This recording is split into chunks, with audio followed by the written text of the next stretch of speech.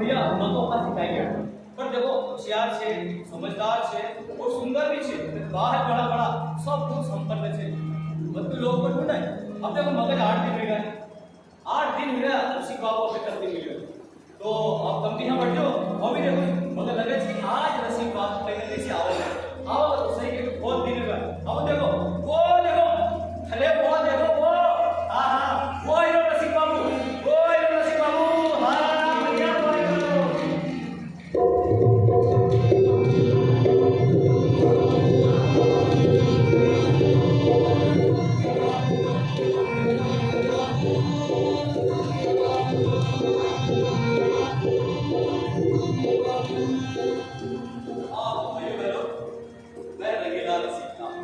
जैसे कि आप से ही जानते हैं अपनी बात अपने काम के चर्चे तो पूरे शहर में है सब लोगों को पता है कि रंगीला बाबू कितना रंगीला कितना रसिक रंगीला हो इसलिए रंगीला हो और रसिक भी हूँ इसलिए रसिक हो रसिक लाल रसिक बाबू मेरे काम से लोगों को जलन होती अभी कह रहे थे ना एक आदमी बड़ा शौकीन आदमी है महिलाओं की सेवा करता है तो भैया उससे बुरा भी क्या करता हूँ अब देखो मेरे कोर्ट जाने का समय हो गया अब मुझे जाना पड़ेगा अब मैं यहाँ से निकलता हूँ फिर आकर मुलाकात करेंगे अच्छा मास्टर साहब आप भी जाइए हम भी चलते हैं जय राम जी की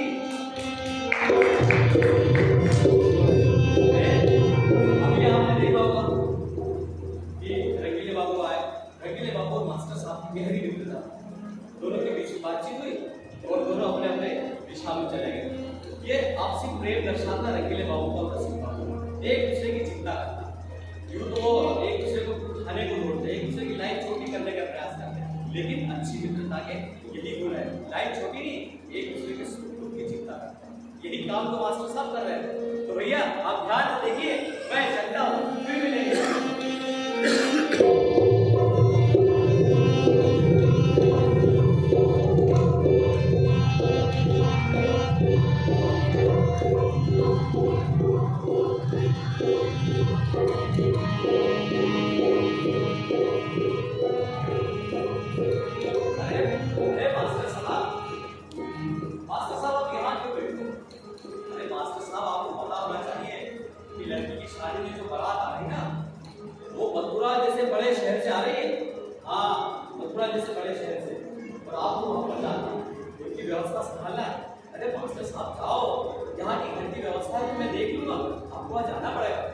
बड़े लोग हैं बड़े पैसे वाले हैं बड़े ओहदे वाले हैं और सुनो मास्टर साहब उनके साथ में कुछ मिला भी आ रही है उनकी भी व्यवस्था देखना मैं आता हूँ हाँ मास्टर साहब देखना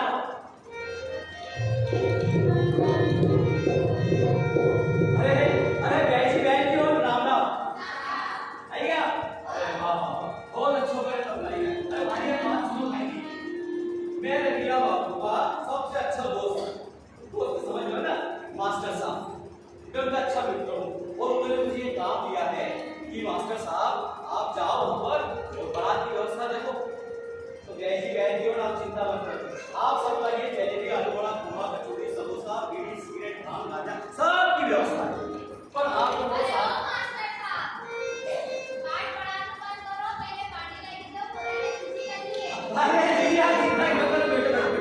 अरे देखो भैया भैया बारात आई है महिला आई है बच्चा है अब वो जीजी का पूरा जीजी करते तो कोई बुरी बात थोड़ी जीजी हाँ जी ओ नाना ए नाना अरे जरा एक बाल्टी पानी दे दे जीजी का वो बच्चा का ले देगा सच्चो ने छोटे मोटे काम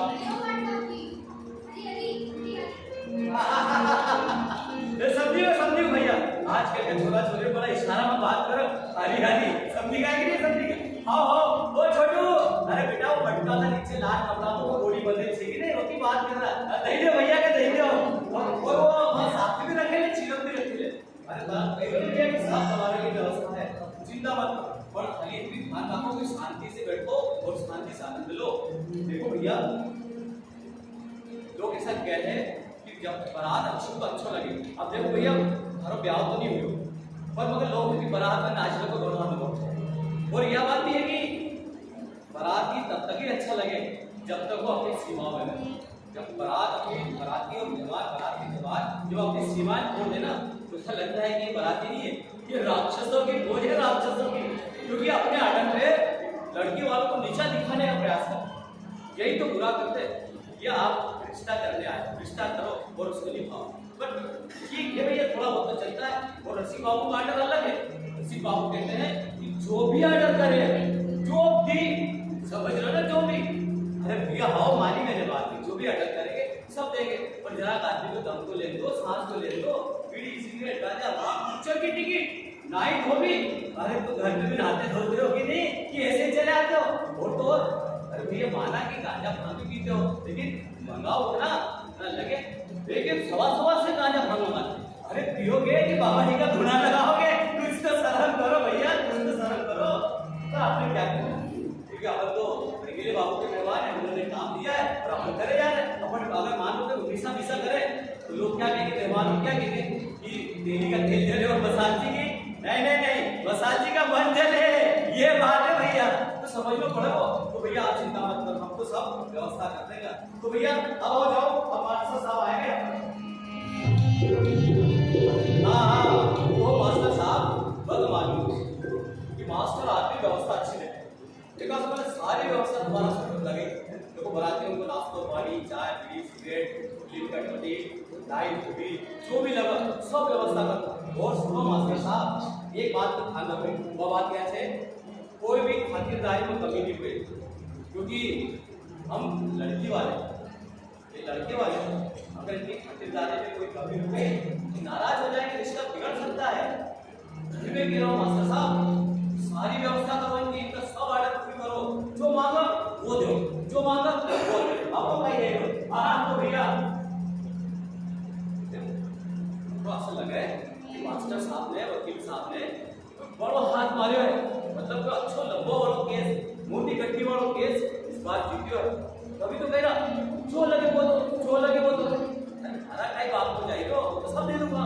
पर एक बात याद ही है भैया कि कभी कभी आंसू भी बढ़े कि हम दूसरा को खुश करने का चक्कर में, समझ रहा है कि नहीं बात को, हम दूसरा को खुश करने के चक्कर को खुद दुख नहीं करते, दूसरा को खुश करने का चक्कर को हम दर्जा का भाव नहीं करते। हमको आंसू नहीं कर दो, जैसी हमारी व्यवस्था है वो सोच काम करो, ये काम कहीं बड़ी और गलत बात नहीं, क्योंकि तब तो रिश्तो बनो। पर अपन तो कहीं कर भैया, अपन पराया लोग जरा से देखो अपना मित्र रसिक बाबू नाराज हो जाए तो अपन तो सब व्यवस्था करो। ठीक है भैया, अब हो जाएंगे, अब हम आज बाद में होगा, क्योंकि अभी तुम्हारा समय भी खत्म नहीं हो और जाना तो टाइम नहीं हो। बाकी बारात क्या और रसिक बाबू खुद कर लेगा। ठीक है भैया, जय राम जी।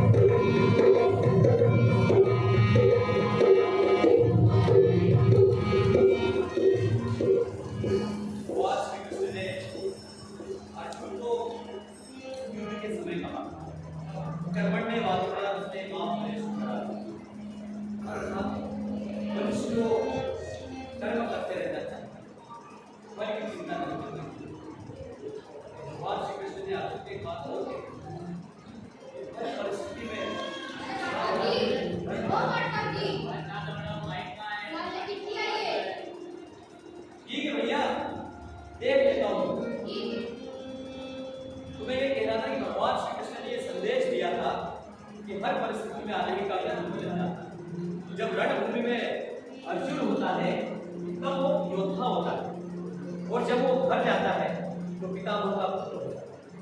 चिट्ठी आई है रसिक बाबू, देखता हूँ रसिक बाबू की चिट्ठी है, कोई अच्छी बात होगी इसमें। रसिक बाबू बड़ा अच्छा आदमी, हाँ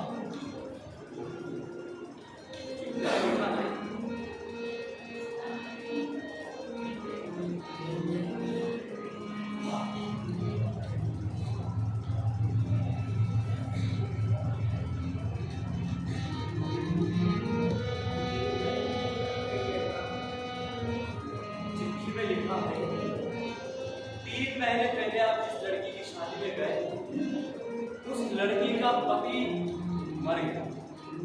उस लड़की का पति इस दुनिया में नहीं रहा। बड़ी दुखद। अरे रसिक बाबू ने अपनी बेटी के ब्याह में मुझे अपने दामाद से मिलाया था और बड़े उत्साह से मिलाया था। कहा था कि अरे रसिक बाबू ये है हमारे दामाद। और रसिक बाबू ने उत्साह से कहा था कि ये दामाद इंग्लैंड में नौकरी करता है, इंग्लैंड में सिविल सर्विस की नौकरी करता है। और सुनो मास्टर साहब, बड़ी मोटी तनख्वाह भी है, वहां रहता है। और चिट्ठी में लिखा है कि दामाद की मृत्यु निमोनिया से हुई है। निमोनिया से हुई है, मरा इंग्लैंड ताकि अंतिम समय में इसका कोई मूवी न देख सके। मुझे तो ये सोचकर बड़ा अफसोस होता है, मेरा तो खून सूखता है यह सोचकर कि रसिक बाबू की उस बेटी पर क्या बीत रही होगी, क्या बीत रही होगी रसिक बाबू की बेटी पर, जिसके हाथ में 3 महीने अपने पति के नाम की मेहंदी लगी थी। उसके हाथ की मेहंदी का रंग अभी उड़ा ही नहीं कि वो बेटी विधवा हो गई। विधवा हो गई वो बेटी, विधवा हो गई। उस बेटी का संसार उजड़ गया, उस बेटी का संसार उजड़ गया। परमात्मा, अरे मैंने तो सुना था कि तू दयालु है, ये तेरी कैसी दया,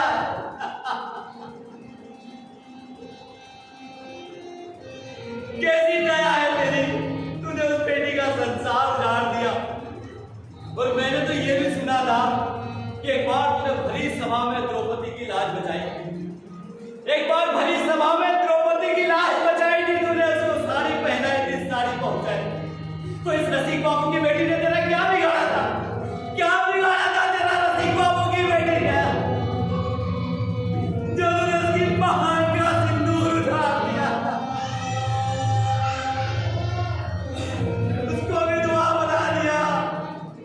क्या मिला तुझे ये सब करके, क्या मिला? तू परमात्मा कहता है अपने आप को, तू कैसा भगवान है, ये तेरा कैसा न्याय है, कैसा न्याय है, कैसा न्याय है तेरा।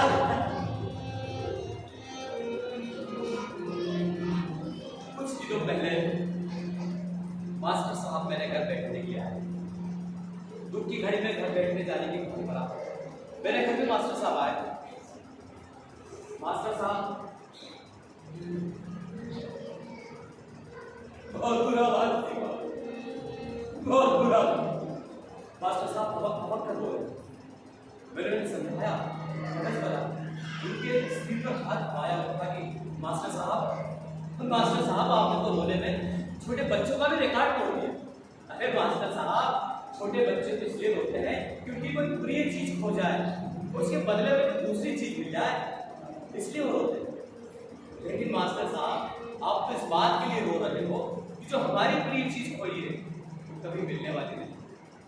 मास्टर साहब, किसके लिए रोते हो? इस संसार में कौन है जो हमारी करुण व्यथा को समझेगा? कोई नहीं है मास्टर साहब।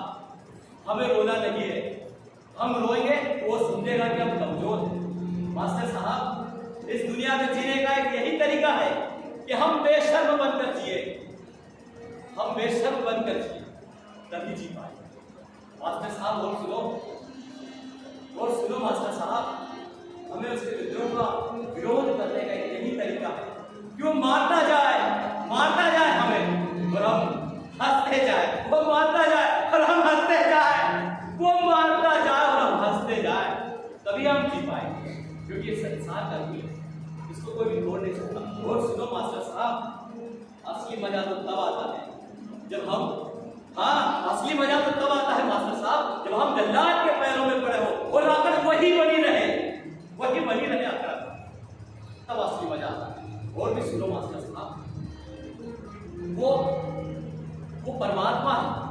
अगर कोई बेटा अपने खुद में आग लगा दे तो बाप बेटे का दुश्मन नहीं हो, और ना ही बेटे बाप का दुश्मन। ये अखिल ब्रह्मांड उसका है, वो हमारा दुश्मन नहीं है, वो हमारा दुश्मन नहीं है। वो किसे जिंदा रखे, किसे मार दे, ये उसका खेल है, उसका खेल है।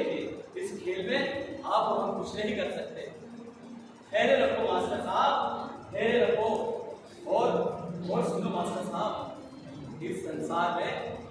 तो हमें मजबूती के साथ जीना है। वो कितना भी हमला करे, उसके हर हमले का हमें डटकर सामना करना है। और डंके की चोट कहो, चालाक कितने वार करता है, कर हमले कितने बड़े से बड़े हमला करता है। अरे सुन, तेरे अस्पताल में जो बड़ा सा बड़ा और घातक हथियार हो, उस हथियार से हमला कर। क्या तू छोटी छोटी सुनिया छुपाता है? हम डरने वाले नहीं मास्टर साहब, वो बड़ा ही शातिर है, वो चालाक है, छुपकर हमला करता है। अरे जरा सामने आ जा, तो हम भी बताए हमारी पूजाओं में कितना जवाब।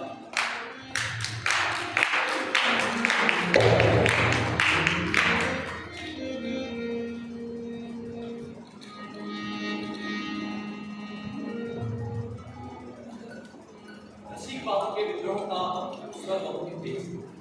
रसिक बाबू अपने घर के आगे में बैठे और श्रीमद् भागवत गीता का पाठ कर रहे। अर्जुन को युद्ध की भूमि में भगवान श्री कृष्ण से अर्जुन कहते हैं कि यह नाथ इस संसार में जीने का क्या है। उसी समय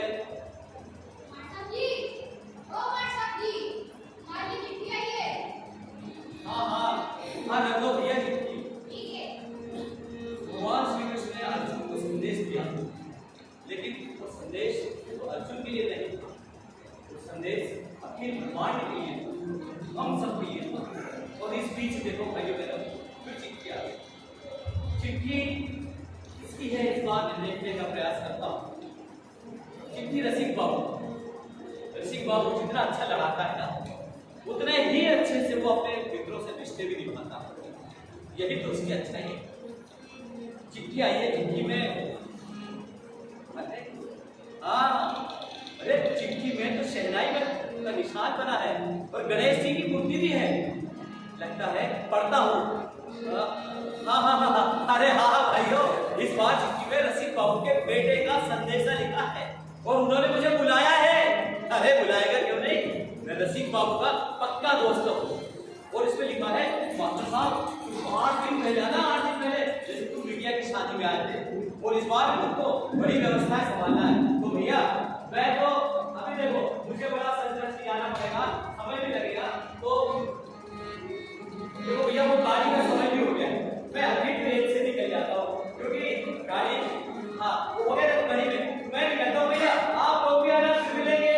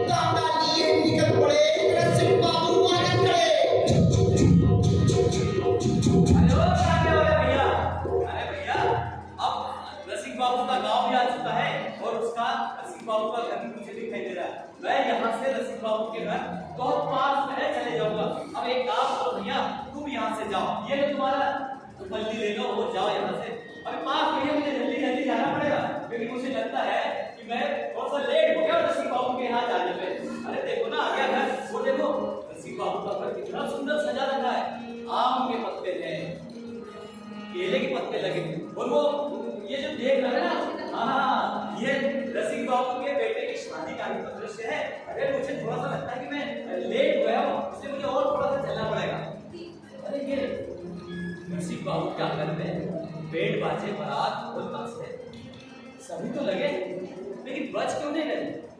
मुझे देखना पड़ेगा।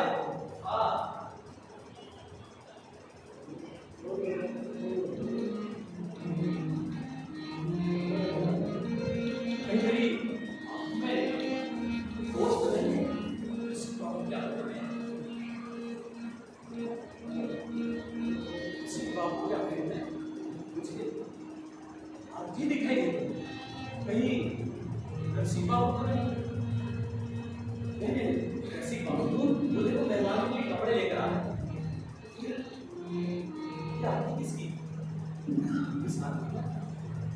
बाबू के माता पिता तो पहले ही चल बसे। यह बाप रे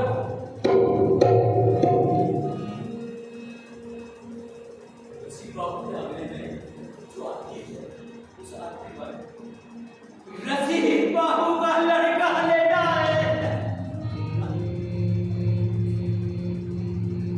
अरे रसिक बाबू ने मुझे शादी में बुलाया था, इस बेटे की शादी में बुलाया था और कहा था कि मान साहब आपको बहुत जल्दी आना, व्यवस्था संभालना। लेकिन यहाँ पर आती में तो रसिक बाबू का बेटा सुना है। बर्बाद बात क्या तेरी लीला, क्या लीला है तेरी।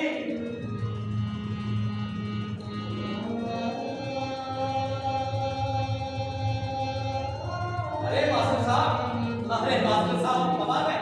अरे आइए आइए मास्टर साहब, अरे आराम से बैठिए मास्टर साहब, आप लंबा सफर करके आए हो, थक गए हो। हाँ बैठिए। और सुनो मास्टर साहब, आप चाहो तो नहा लो, वो चाहो तो हाथ भी धो सकते हो। और आप लोग मेहमानों में सुनो भाइयों, आप लोग नहा धो लो, अच्छी साड़ी पहन लो, श्रृंगार कर लो। और मास्टर साहब आप भी, फिर निकलेगा रसिक बाबू के बेटे की बारात, तो आप तैयार हो जाइए। और हाँ भैया, जरा ढोल धमा के बेट बाजे सब तैयार रखना। और एक बात और सुनो ध्यान से, रसिक बाबू के बेटे की बारात में कोई रोएगा नहीं, कोई आंसू नहीं बहाएगा। आगे आतिशबाजी होगी, पीछे आतिशबाजी होगी, मिठाइयां बटेगी और बेट बाजे में सब नाचेंगे। ए भैया, ओ ढोली भैया, अरे तनी जरा बजाई तो दो, हम भी नाच लेते। जरा जम के बजा भैया।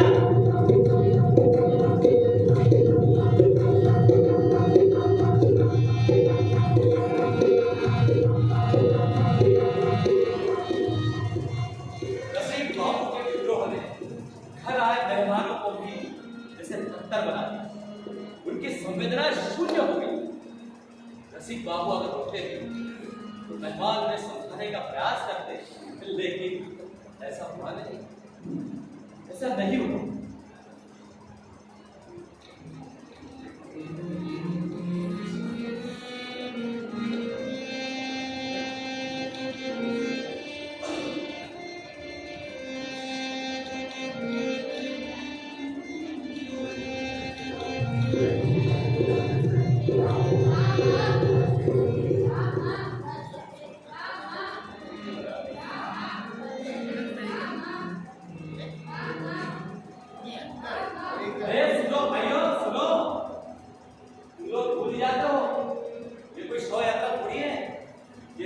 बाबू के जेठे बेटे की बारात है और यह जीवन ही सत्य है, बाकी सब मिथ्या है, व्यर्थ है। मैंने पहले भी कहा था ना कि रसिक बाबू के बेटे की बारात में कोई रोएगा नहीं, कोई आंसू नहीं बहाएगा। ढोल नाचे पर नाचेंगे गाएंगे, क्योंकि हमारे आंसू को खोल दे। हम किसे बताना चाहते हैं हमारी विपत्ति में कोई दुखी नहीं होता। कोई तो है संसार में जिससे हमारी विपत्ति में आनंद आता है। लेकिन हाँ, हम रोएंगे नहीं, इस बात का ध्यान रखना है। तो भाइयों बहनों, आप भी रोगे नहीं, आतिशबाजी होगी, मिठाइयां बटेंगी। सुनो, सब लोग खाना खाकर जाएंगे, कोई भूखा नहीं जाएगा।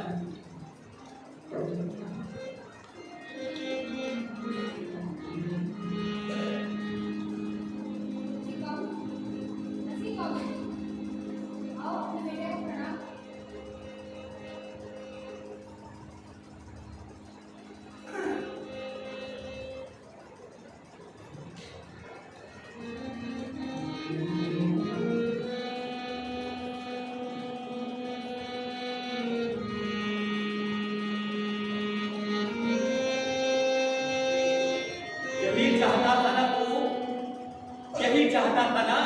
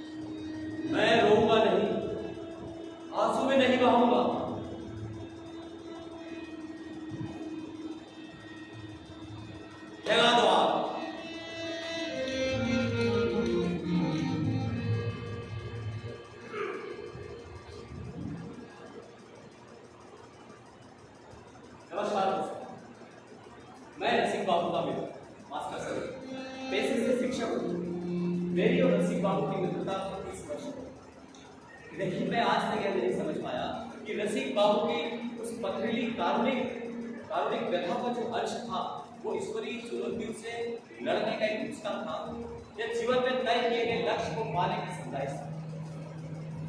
रसिक बाबू के विद्रोह का एक अंश मुझे भी समा गया। मैं अभी भी गर्मी की छुट्टियों में रसिक बाबू से मिलने जाता हूँ, उनके घर रुकता हूँ और उस दौर में कोई अगर रसिक बाबू के उस विद्रोह पर आक्षेप लगाता है, कोई प्रश्न खड़ा करता है, तो उस आक्षेप का, उस प्रश्नों का जवाब मुस्कुरा कर देता।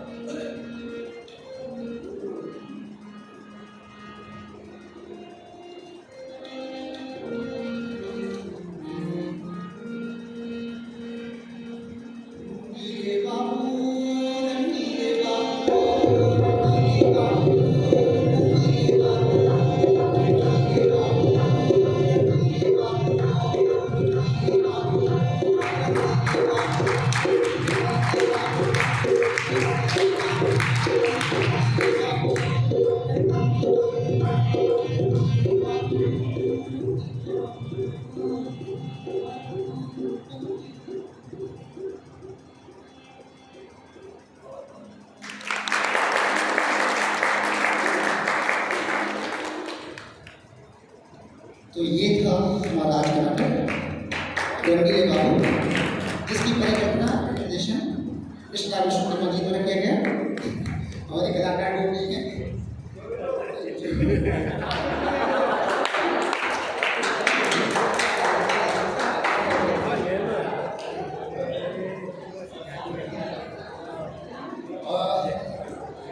निश्चित तौर पर ये छोटा सा प्रयास है और संकल्पना परिकल्पना रंगमंचीय पूरी आत्मा से, निष्ठा से, करुणा से। अमन बैक स्टेज से आ जाए। मैं अमन शर्मा सोनू बैकग्राउंड म्यूजिक कर रहे थे। वसीम भाई भी आ जाए।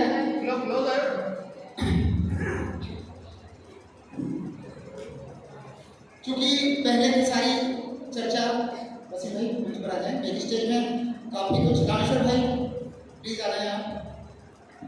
ये नेपथ्य में जिनका प्रत्यक्ष और परोक्ष काम था वो सभी आ जाए। और मैं चूंकि नाटक के निर्देशक से चाहूँगा कि वे इस बारे में ज़्यादा बताएं, आज की प्रस्तुति के बारे में कि कैसा क्या उनका ये संकल्पना थी, क्योंकि बहुत लंबे समय के बाद आदरणीय कर्मा जी द्वारा निर्देशन किया गया। बाकी लास्ट ईयर भी बच्चों के साथ काफी बड़ा काम किया गया था और बड़ी लंबी रिलीज थी बच्चों के साथ करवा थी। आप सभी को बहुत बहुत धन्यवाद। सीधे मैं नाटक की पृष्ठभूमि पर आता हूँ। मुंशी प्रेमचंद मेरे पसंदीदा लेखक रहे हैं। चूंकि मैं कॉलेज में था तब से उनको पढ़ता रहा हूँ। मुंशी प्रेमचंद लोगों के दिलों तक 100-150 साल हो जाने के बाद भी आज तक बसे। मुंशी प्रेमचंद अपने साहित्य में वही बात करते हैं जो समाज की होती है, जो समाज की संवेदनाओं में घिरे होती है, समाज की गरीबी की, समाज की मुफलिसी की, समाज के बीच में प्यार वाली, स्नेह वाली। जैसे ईदगाह की बात करें, अमित का चिंता, कफन मार की कथा है। तो मुझे मुंशी प्रेमचंद जी को लेकर ज्यादा कहने की आवश्यकता इसलिए नहीं है कि उन्होंने, आप सब मुझसे बड़े हैं और आपने मुंशी प्रेमचंद जी को बहुत गहराई से पढ़ा है। मेरे पसंदीदा रहे हैं क्योंकि एकल नाटक था। चौबे जी का भी था कि भाई हम इस बार एक नई परंपरा शुरू कर रहे हैं, एक पात्री नाटक की। लेकिन मेरा ये निवेदन था कि यह महेश्वर के बच्चों में ये संस्कार डालना, वो तो एक से भी सकता था, लेकिन ये नाटक करेंगे नहीं, नाटक देखेंगे नहीं तो इनमें हुनर आएगा नहीं। हम किसी न किसी बहाने अभिनय की एक्टिविटी को चलाए माने। और जैसे कि हमारे प्रवीण भैया ने कहा कि नाटक की पृष्ठभूमि दिल को तो छूता ही है नाटक, लेकिन एक मुझे लगता है कि नाटक हर एक आदमी को जीवन की चुनौतियों से लड़ने की प्रेरणा देता है। और हम कहीं ना कहीं सांसारिक जीवन में रहते हैं तो कहीं ना कहीं चुनौतियों में उलझे हुए रहते हैं। लेकिन जैसा मास्टर साहब कहते हैं कि चला तेरे कितना भी दम है, बड़े से बड़ा घातक हथियार चला, हम डरने वाले नहीं। तो ये पंक्तियां हम सबको ऊर्जा देती है। हम सबके घर में दुख सुख होता है, लेकिन कितना कलेजे वाला था व्यक्तित्व, कितना कलेजे वाला था मास्टर साहब का व्यक्तित्व कि वो पहला बार दामाद की मृत्यु हो जाती, दिल टूटता नहीं। दूसरी बार जवान बेटा छोड़कर चले जाता है, फिर भी टूटता नहीं है। तो ये दुख सुख तो चलता ही है, लेकिन उस दुख सुख में भी हम सबको उन चुनौतियों से वैसे ही लड़ना है जैसे हम अपने शत्रु से लड़ते हैं। अगर हम उनसे लड़ेंगे तो ही तो जीतेंगे, लड़के ही तो हम आगे बढ़ सकते हैं। अन्यथा हम लड़ाई में उलझे रहेंगे, लड़ते रहेंगे छोटी मोटी चीजों में, और हम जीवन के लक्ष्य को पा नहीं सकेंगे। और अंत में सुधार कहता है परिचय की श्रृंखला में मुझे आप जानते हैं कि मैं आज शुरू करूंगा। क्योंकि बच्चियां ये युवा कलाकार हैं और पिछले 2 साल से काम कर रही हैं। तुम्हें भी थी मेरा नाम सिया गाड़गे है, मेरे पापा का नाम नितिन गाड़गे है और मैं महेश्वर में रहती हूँ। मेरा नाम कनिष्का सोनोने है, मेरे पापा का नाम दिलीप सोनोने है, मैं महेश्वर में रहती हूँ। धन्यवाद। मेरा नाम वैष्णवी गुजर है, मेरे पापा का नाम कमलेश गुजर नागरजी है, मैं महेश्वर में रहती हूँ। मेरा नाम आयुषी तंवर है, मेरे पिता का नाम गमर सिंह तंवर है, मैं महेश्वर में हूँ। मेरा नाम सोनाक्षी वर्मा है, मेरे पिताजी का नाम दिलीप वर्मा, मैं महेश्वर में हूँ। मेरा नाम प्राची वाजकर है, मेरे पिताजी का नाम सरदार वाजकर है, मैं महेश्वर में हूँ। नमस्ते, मेरा नाम राधिका गुजर है, मेरे पिताजी का नाम कमलेश गुजर और मैं महेश्वर में रहती हूँ। मेरा नाम विनायक मालवीय है, मेरे पिताजी का नाम विशाल मालवीय है, मैं महेश्वर में हूँ। अब एक छोटा सा आग्रह आदरणीय मनीषा भाभी यहाँ पर सोनू जी हमारे बैक स्टेज में थे, रिजम पर मयंक शर्मा हारमोनियम देख रहे थे, वसीम भाई नेपथ्य में थे, रामेश्वर भाई। क्योंकि इस बार मुझे ऐसा लगा कि जो श्रम साहित्य विधा आदरणीय इंजीनियर ने भी बताया, तो स्मृति चिन्ह पहली बार हम देना चाहेंगे हमारे आज के नाट्य निर्देशक कृष्णलाल कर्मा जी को। तो आदरणीय मनीषा भाभी, आदरणीय सर, आदरणीय हरीश सर आदरणीय स्मृति चिन्ह देखकर आज के नाट्य निर्देशन के लिए सर बधाई आपने। हरीश भैया, जी, सोनी जी।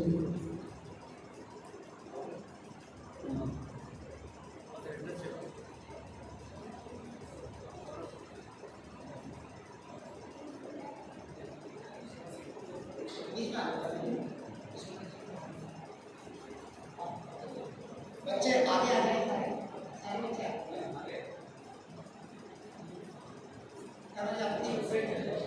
बच्चे नीचे आ जाएंगे, स्मृति चिन्ह एक बार। हाँ,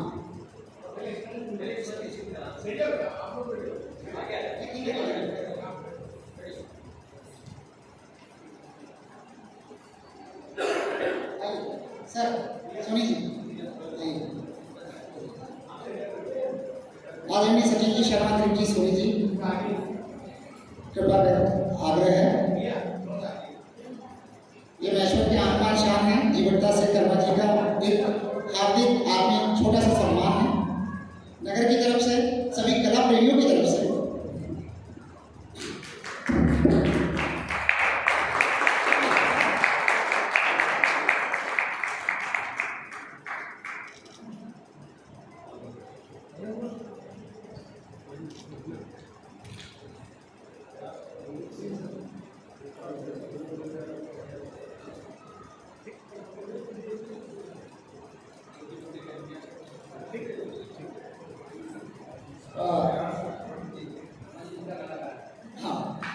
आप सभी श्री दर्शकों का, माताओं का, बहनों का कि इस छोटे से कार्यक्रम में आप नियमित आ रहे हैं। आज संख्या बल बड़ा है, अंतर मन से आपको धन्यवाद।